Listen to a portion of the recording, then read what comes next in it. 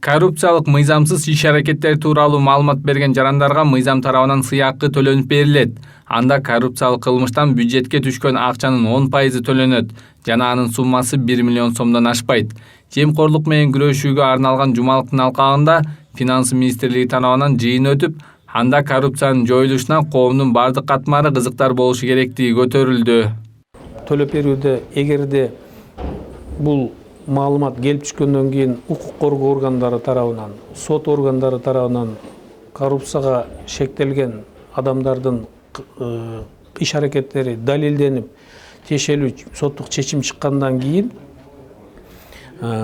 ошол маалымат так болуп чыккандыгы далилденет. Ал эле ошол учурда тиешелүү документтерди тиркөө менен, көрсөтүү менен ал тиешелүү документтердин негизинде атайын түзүлгөн комиссия карап чыгып, анан сунуш берилет. Ал сунуштун негизинде тиешелүү жанагы айтылып кетип аткан 10%га чейинки акча каражаты ошол комиссиянын чечиминен кийин төлөнүп берилет. Маалыматка ылайык, коррупциялык көрүнүш жөнүндө айткан жарандардын анонимдүүлүгү сакталат. Бирок паракор деген жүйө менен кайсы бир кишини каралоо, ушактоо же атак даңкын түшүрүү аракети жасалган иш болсо, тартип кызматтары териштирип тиешелүү чараларды көрөт. Мыйзам жаатында эгерде орусча айтканда клевета, ушак, ушундай бир репутациясын каралоо максатындагы иш-аракеттер жасалган болсо, ал мыйзам тарабынан жазаланат. Эгерде андай кара санатайлык коюу жок болгон болсо, эгер ошол ал учурда укук коргоо органдары тарабынан тиешелүү юридикалык баа берилет.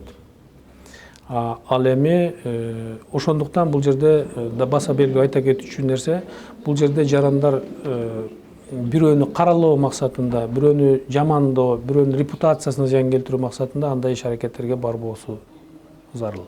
Элеттөө коомдук бирикмесинин төрайымы Салтанат Урулдаева көп эле жарандар жана активисттер коррупциялык көрүнүштү көрүп, билип турса да жарыялоодон кооптоноорун айтат. Анткени кайра өзү курмандыкка айланып калуудан коркот. Азыркы учурда биз жашап аткан коомдо көпчүлүк учурда баардыгы эле түшүнүп калды окшойт. Коррупция жөнүндө бир нерсени айтып чыксаң эле сөзсүз түрдө бир үй бүлөңө кандайдыр бир залакысы тиет, жолбо өзүңө ушундай бир жөндөн жөн эле жала жаап ушундай бир нерсеге туш болуп калат да.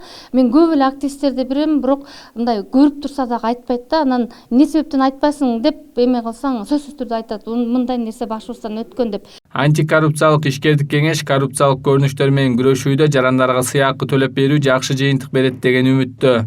Бирок бул мыйзамсыз иштер менен мамлекет же тартип органдары гана күрөшпөстөн, жалпы эл, коомчулук күрөшкөндө гана жыйынтык болоору шексиз.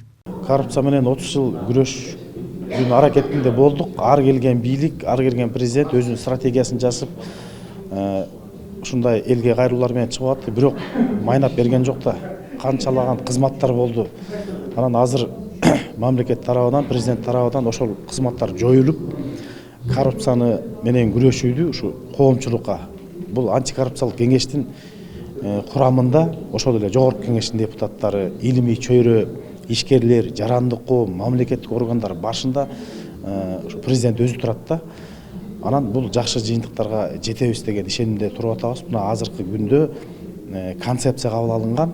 16 ноябрда ошо биринчи жыйын болгон, президент төрагалык кылды. Азыр концепциянын негизинде стратегия иштелип чыгылып атат.